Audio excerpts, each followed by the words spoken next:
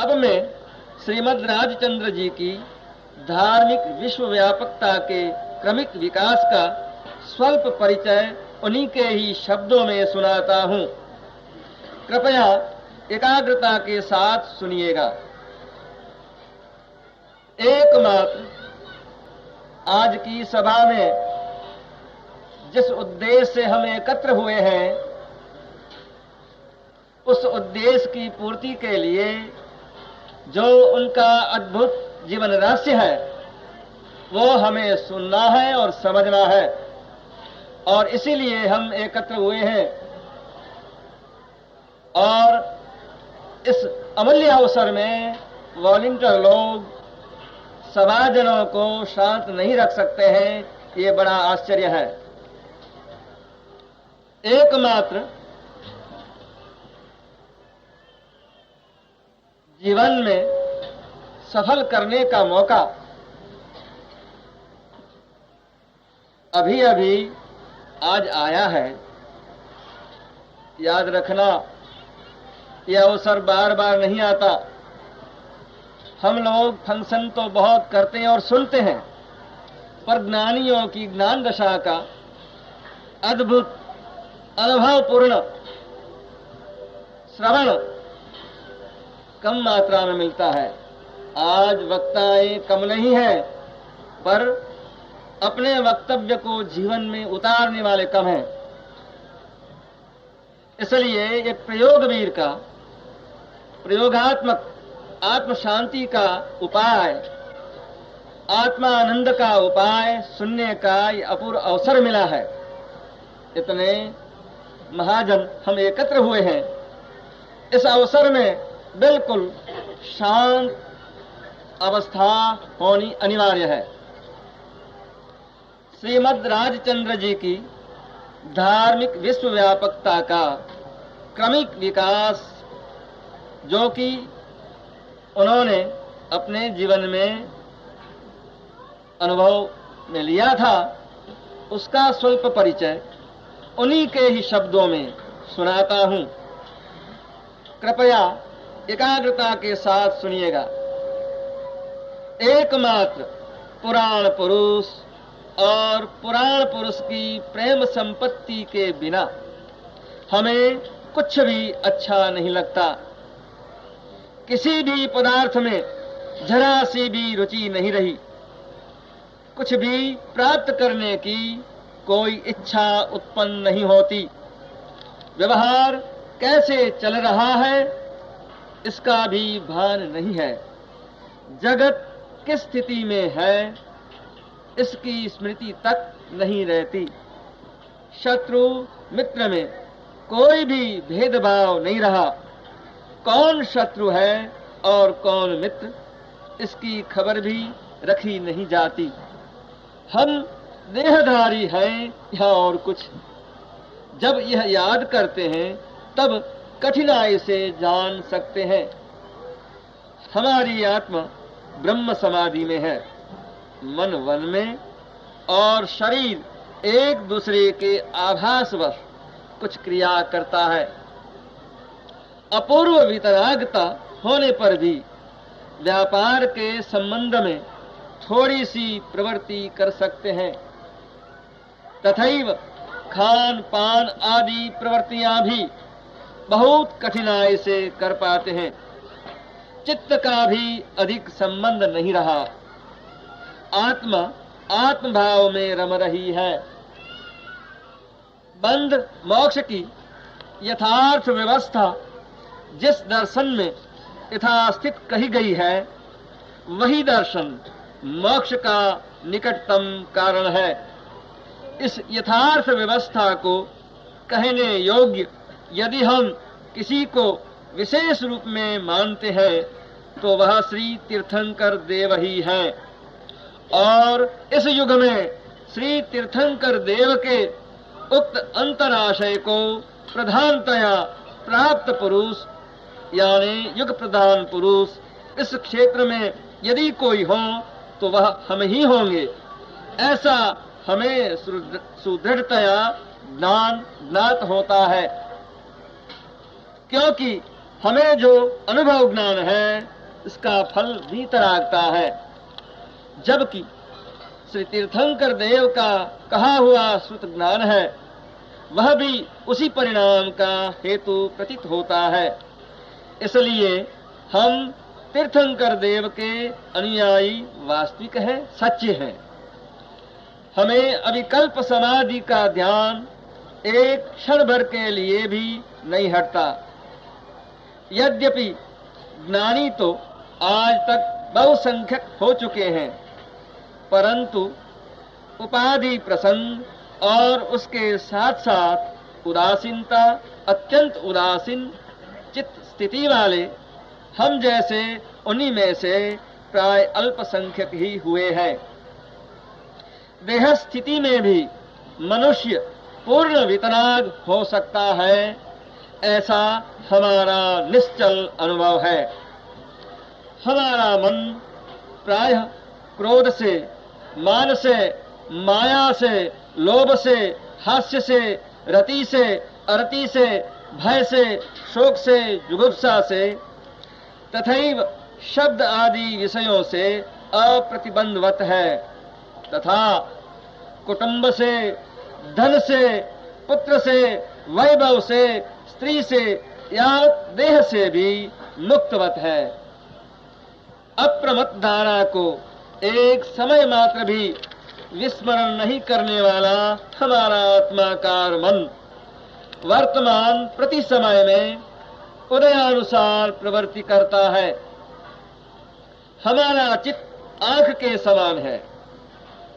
आंख में दूसरे अवयवों की तरह एक भी रजकण सहन नहीं हो सकता। इस दशा में वाणी का उठना, यह करना अथवा यह नहीं करना ऐसा समझाना और इस प्रकार की विचारणा का करना बहुत ही मुश्किल से बन सकता है।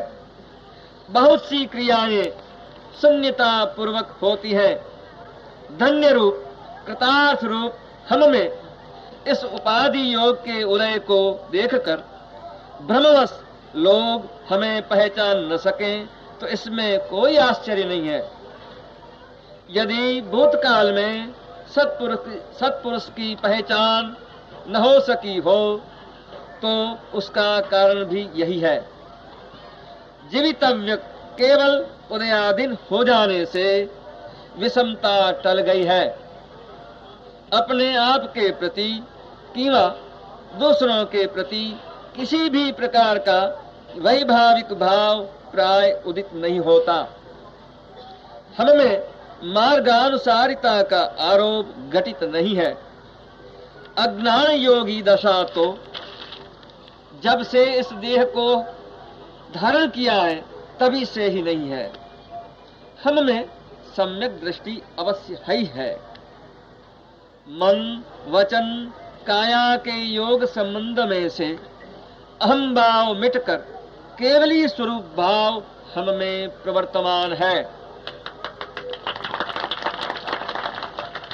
विपरीत काल में एकाकी होने से उदास। हमारी दृष्टि जिस प्रकार अपनी आत्मा के प्रति है उसी प्रकार विश्व की समस्त आत्माओं के प्रति है। हमारा स्नेह जिस प्रकार अपनी आत्मा के प्रति है उसी प्रकार सभी आत्माओं के प्रति प्रवृत्त है। जैसी अपनी आत्मा की सहजानंद स्थिति हमें अभिष्ट है, वैसी ही सभी आत्माओं के प्रति हमें अभिष्ट है।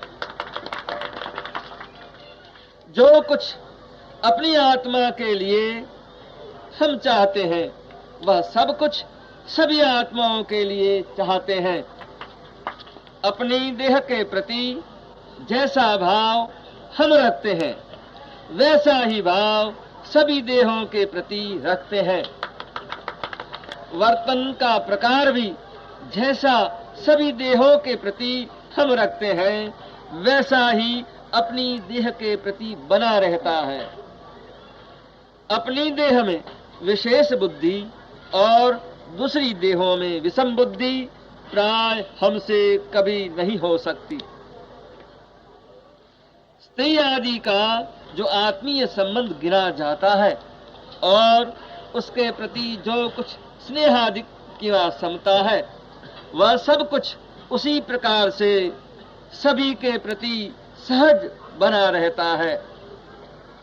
प्रवृत्ति चक्र केवल आत्मस्वरूपता के लिए कार्यान्वित हो जाने से विश्व भर के सभी पदार्थों के प्रति जैसी उदासीनता हमें रहा करती है, वैसी ही उदासीनता निज जन के रूप में गिने जाने वाले स्त्री आदि पदार्थों के प्रति भी हमें रहा करती है।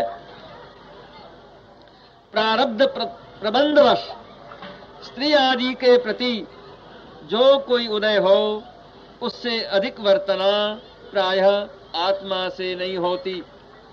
क्वचित कदाचित करुणावश जब विशेष वर्तना हो भी जाए, तब तत्क्षण वैसी उदय प्रतिबद्ध आत्माओं के प्रति किंवा सारे जगत के प्रति भी वह हो जाती है।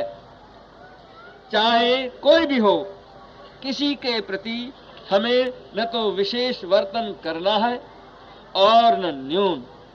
यदि करना है तो वैसा वर्तन एक धारावाही प्रवाह से अखिल विश्व के साथ करना, ऐसा ज्ञान हमारी आत्मा में दीर्घ काल से सुदृढ़ है, निश्चय रूप है। कभी कहीं हमारे वर्तन में न्यूनता, विशेषता किंवा वैसी सम विषम चेष्टा दिखाई पड़ती हो, तो वह अवश्य ही आत्मस्थिति पूर्वक अर्थात आत्मबुद्धि पूर्वक नहीं होती, ऐसा प्रतीत होता है। प्रारब्धवश पूर्व प्रयोग से वैसा उदयागत कुछ वर्तन हो भी जाए तो तद विषयक भी समता बनी रहती है।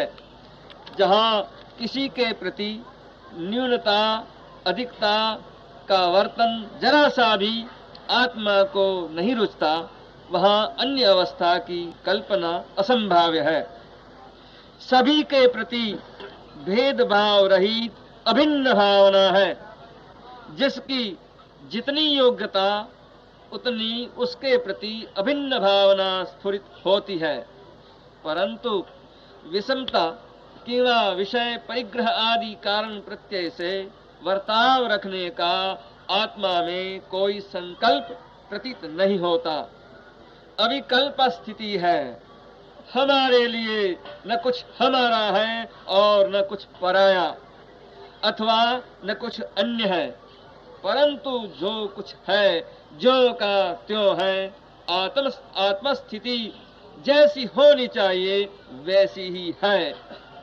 वर्तन के सारे प्रकार निष्कपट उदय के हैं। सहजानंद स्थिति है।